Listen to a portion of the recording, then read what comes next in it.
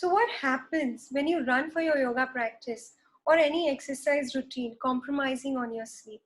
The first thing that happens is remember and understand that sleep is our recovery, our restoration, our repair work happens when you are sleeping. What will happen to your car when repair is not done?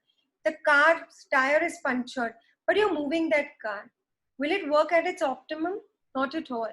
So when you've not slept well and you're running for that yoga practice or some, workout routine of yours, your body is still in recovery. It is not ready for that energizing start. So your body will start burning something that is not good for you. And your cortisol levels, which are high in the morning. Cortisol is your stress hormone that wakes you up in the morning, which is supposed to be at this. When your body is not slept well, it will rise here. And it starts having more detrimental effect on your body rather than serving you good.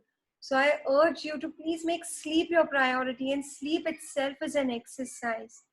What if I tell you that the amount or the difference in the calories that you burn between your wakeful stage and your sleep stage is only 140 calories? So please don't disregard sleep and keep your priorities only in physical movement or physical asana practice. Understand, when you don't move, your breath is still moving. Take charge of this body rather than just pushing this body.